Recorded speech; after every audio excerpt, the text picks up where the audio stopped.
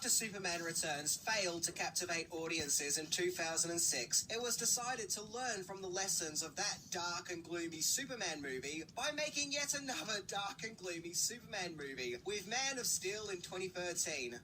However, this Superman movie would be more proactive and have more action, to the point where half of the movie is a destructive superhero smackdown that destroys most of the city, but, yay Superman, I guess?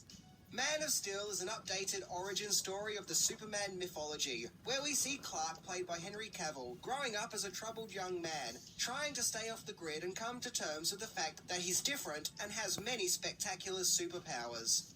However, when Kryptonian fugitive General Zod arrives on Earth to unleash chaos and devastation, Clark is forced to come forward and reveal himself to the world as Superman, where Superman and Zod engage in one of the most destructive battles put on film.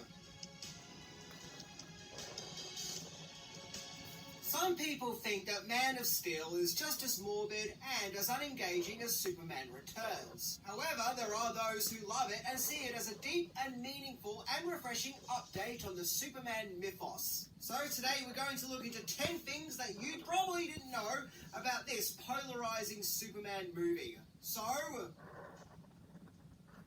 let's check it out.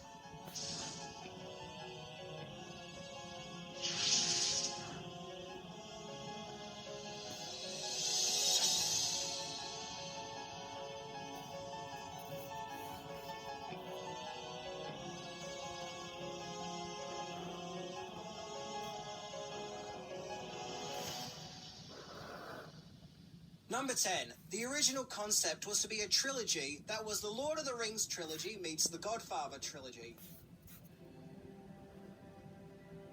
In 2008, it was decided to reboot the Superman movie franchise after the disappointing reception of Superman Returns. I can remember for a while the franchise was kind of in limbo and no one really knew what was going on. There were rumours that there would be a sequel to Superman Returns complete with Brandon Routh, and that this one would be more action-packed, with further rumours that Terrence Stamp would be returning as General Zod. However, Warner Brothers had started on creating a new cinematic universe for The Last Son of Krypton, and were looking to comic book writers and Hollywood filmmakers on how to successfully reboot the series. At one stage, Matthew Vaughn pitched an idea for a grand and epic Superman trilogy, with each movie being released a year apart, taking inspiration from the Lord of the Rings trilogy. He was also taking inspiration from the Godfather trilogy, which would explore the entire life cycle of Superman, beginning with his Kryptonian origins and ending with a supernova which causes older Superman to lose his powers. However, things really started to take effect during the early production of The Dark Knight Rises, where that movie's writer, David S. Goyer, pitched his idea of a modern Superman movie to Christopher Nolan, which is pretty much the Man of Steel, and Nolan loved it and wanted to work with it. So Nolan, Goyer, and Emma Thomas, who also produced the Dark Knight trilogy, pitched their ideas to Warner Brothers, and so they were hired to spearhead this new Superman movie. It would have made sense hiring Nolan, Goyer, and Thomas, as the Dark Knight trilogy was hugely successful, so hopefully these guys would have been able to deliver that same kind of success to the Superman brand. Number 9. Superman could have been directed by Batman.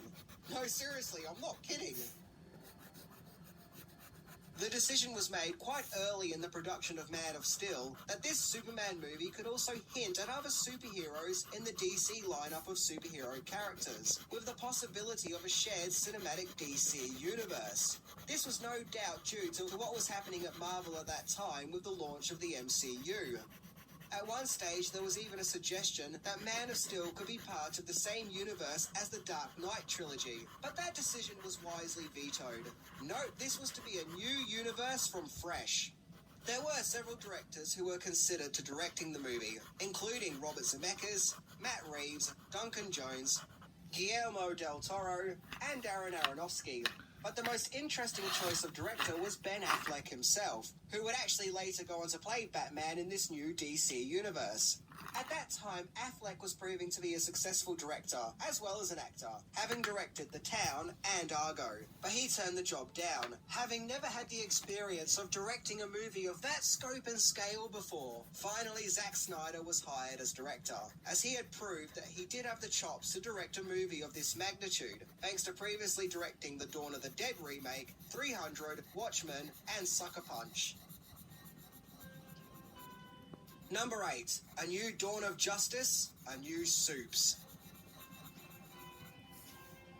So as I always say in these videos, say it with me, one big issue plaguing the production is who could be the face of a new Superman of a new era. Well, several actors were considered for the part, including Jamie Dornan, Colin O'Donoghue, Matthew Good, Armie Hammer, no relation to MC Hammer, and Tyler Hoechlin, who would actually go on to play Superman in the TV series Superman and Lois. British actor Henry Cavill got involved in the Superman legacy all the way back in the early 2000s, when he auditioned to play Superman in the cancelled Superman Flyby movie. You can even see behind-the-scenes audition footage of Cavill wearing the Superman Flyby costume. There are even some claims that he was actually cast as Superman for Flyby before the project changed and evolved into Superman Returns. Cavill auditioned for Superman Returns too, but lost to Brandon Routh. But when it came to Man of Steel, Cavill was successful. Cavill had 2 shirtless scenes in the movie, but he refused to use steroids or muscular digital enhancements. So he achieved his muscular look thanks to a lot of working out and a lot of protein shakes. Now I could look like this, but burritos exist. As for his performance, well, I think Cavill is great. Firstly, he has a grand superhero look. A look that screams Superman, but also while having his own look, not just being a Christopher Reeve clone. Yes, there are some scenes at the start of the movie where the character feels like a clone of Bruce Wayne from Batman Begins, but that's more the way the character was written than Cavill's performance. But Cavill brings a lot of heart and feels genuine, and also like a beacon of hope that you can look up to.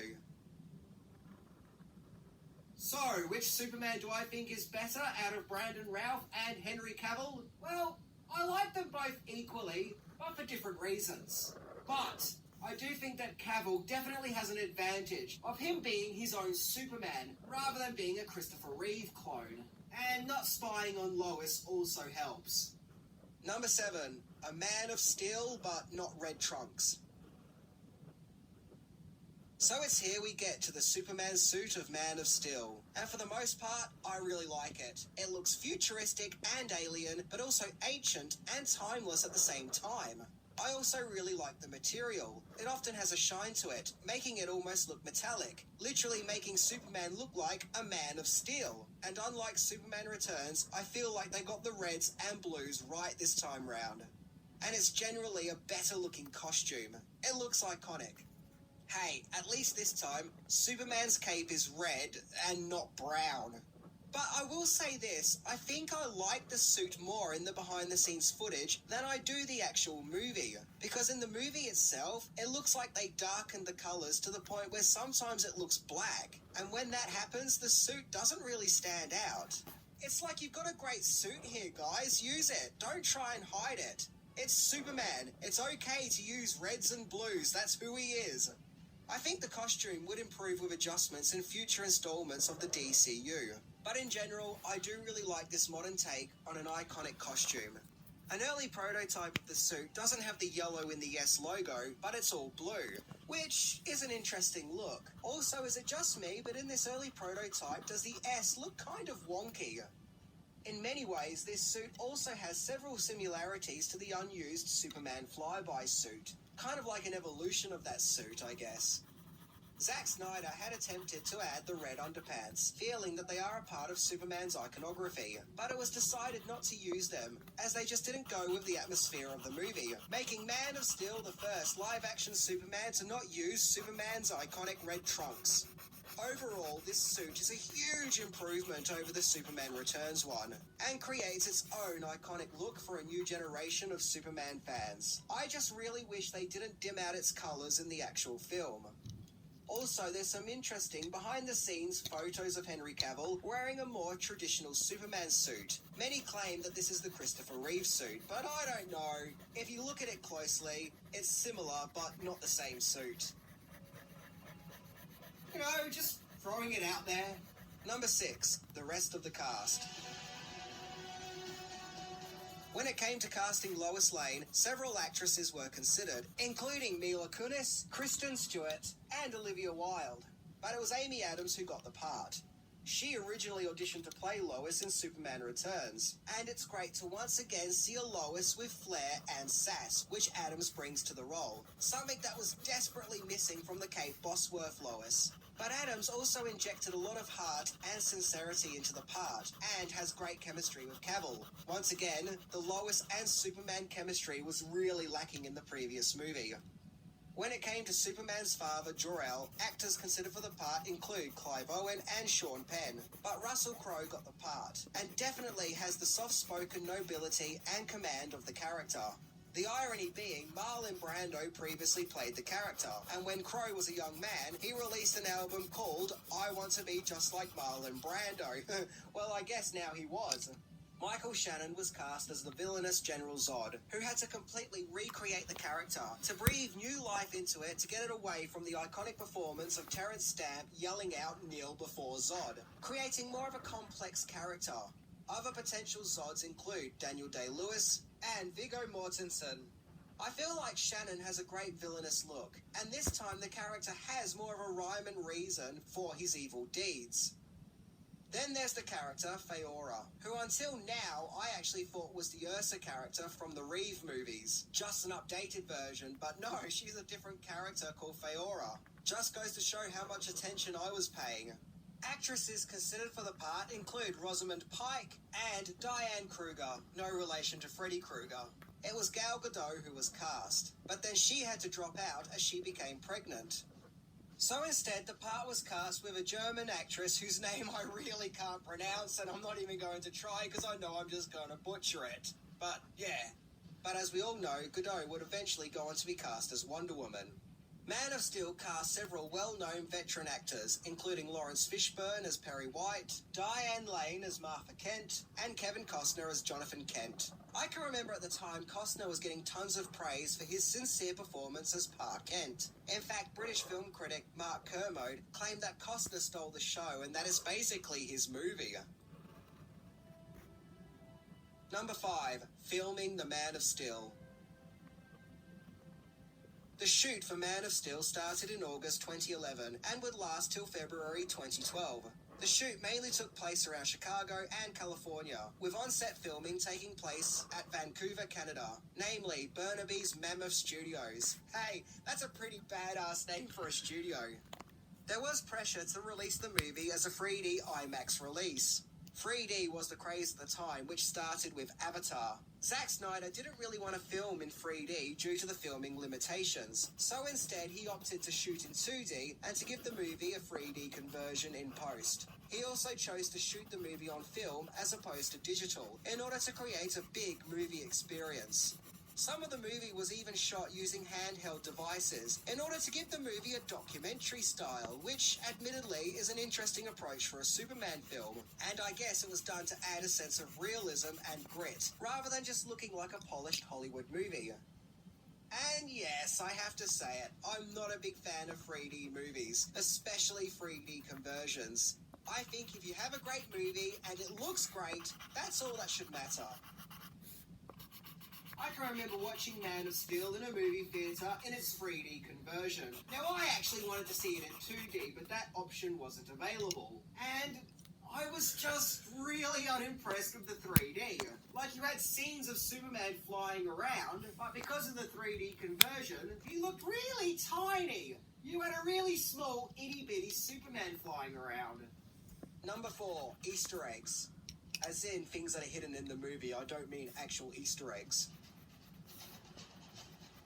So woven throughout Man of Steel are several Easter eggs, which hint at a wider expanded DC universe, as well as the Superman universe. Despite Superman's greatest foe, Lex Luthor, not appearing in the movie, the character's LexCorp logo can be seen in some shots, as well as the Wayne Enterprises logo. Also, a logo for Blaze Comics can be seen, which is a fictional comic brand from the Booster Gold comics. Aaron Smolinski, who played Baby Kal-El in the 1978 Superman movie, has a cameo as an army officer, and it's said that the Kryptonian spaceship that Clark finds in the ice is in fact Supergirl's spaceship. Tucked away in the movie is also a sign that says "Keep calm and call Batman," and the comedian's badge from Watchmen, henceforth the smiley face with the splatter of blood on it. Some viewers of the film have even spotted what they feel is a subliminal Christopher Reeve cameo, in a scene where Superman is straining from